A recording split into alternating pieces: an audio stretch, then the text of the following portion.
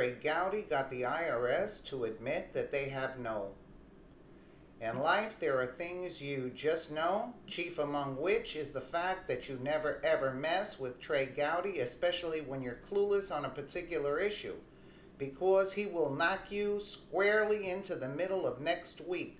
A while back, the IRS, on order from the Obama administration, was unfairly targeting and auditing conservative groups that didn't mesh with Obama's liberal narrative. When pressed on the issue, the IRS commissioner in a congressional hearing said that he denied any wrongdoing because of course he did. I'm willing to bet that he expected to walk out of that hearing with his head held high and everyone else with their tail between their legs. And then he spoke to Trey Gowdy and got burned so badly that he's going to need medicated ointment for the next month. Gowdy get the IRS commissioner to admit in front of the American people that he had no idea what, quote, wrongdoing even meant, since he had no working knowledge of the law.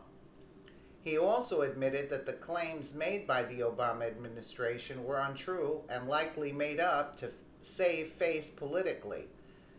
This is absolutely satisfying, and I can't stop cheering him on. Around the 2-minute mark, Gowdy gets into it and makes the IRS commissioner shudder like a 5-year-old with his hand in the cookie jar. Amen, Mr. Gowdy. Amen. Let's take a listen here. Citizens what the phrase spoliation of evidence means. I have no idea what that means. Well, we'll help you with it. Okay? Spoliation of evidence is when a party fails to preserve. There's a negative inference that the jury can draw from their failure to preserve the evidence. You with me? If you destroy documents, the jury can infer that those documents weren't going to be good for you.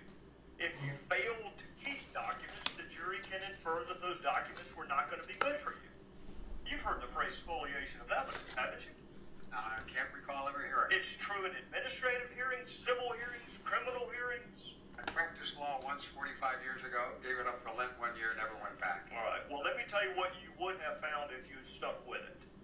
When a party has a duty to preserve evidence or records and they fail to do so, there is a negative inference that is drawn from their failure to preserve the evidence. It's common sense, right?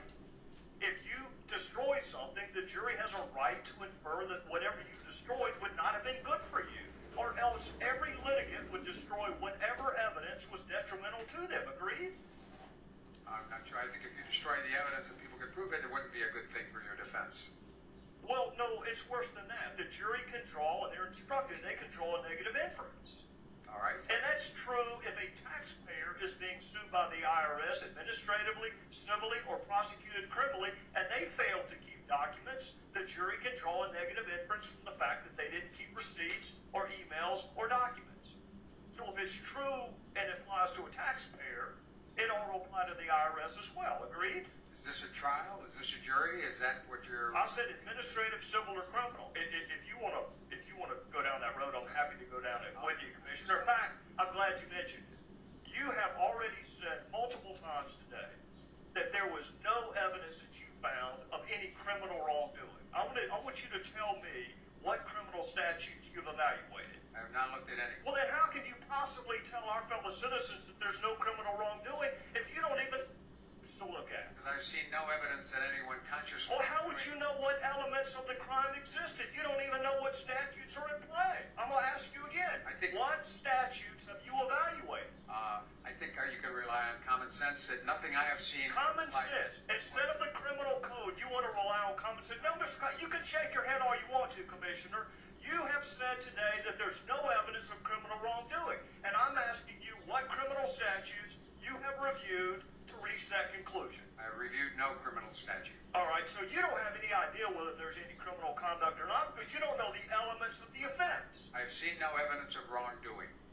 Oh, well, that's very different than no evidence of criminal misconduct, Commissioner. It seems to me if you haven't done wrongdoing, it'd be pretty hard to argue that you had some criminal violation if you didn't. Well, what did Lois Lerner mean when she said perhaps the FEC will save the day?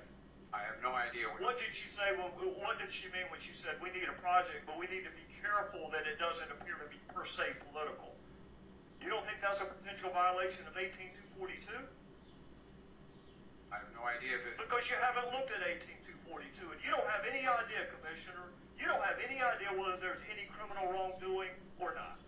With regard to the production of the evidence, the production of Lois Lerner emails, I have seen no evidence of wrongdoing.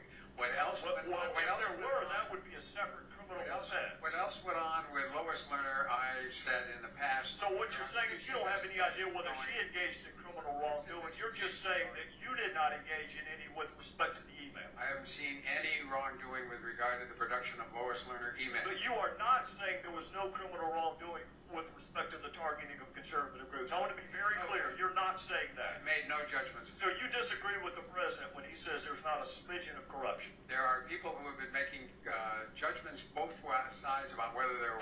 You know what? I'm not one of those. I'm just simply saying we will never know because you didn't keep the evidence. The evidence was spoliated. And whether it's negligent, whether it's intentional, whether it's reckless, we still don't have the evidence, Commissioner. Well, you have the evidence that there is no emails from the White House. You have all of the Treasury emails. So the basic premise that this was an argument in a conspiracy driven by the White House does not... No, sir, you're wrong about that. You're wrong about that. That you're repeating a talking point from our colleagues on the other side that we're obsessed with the White House. It was Jay Carney who perpetuated the myth that it was two rogue agents in Ohio. It wasn't any of us. Was that accurate? Was that first initial line of defense that this is just two rogue agents in Ohio? Was that accurate, Commissioner? Not that I know of. All right, so that wasn't accurate, and that came from the White House. Who said there's not a smidgen of corruption? Who said that, Commissioner? My understanding is that was the president. All right, it was the president. So that's Jay Carney and the president both inserting themselves into the IRS scandal. And you want to blame us for bringing the White House into it? I haven't blamed you at all. You just did, Commissioner. You just did. Well, let us know what you think in the comments below. And thank you so much for watching.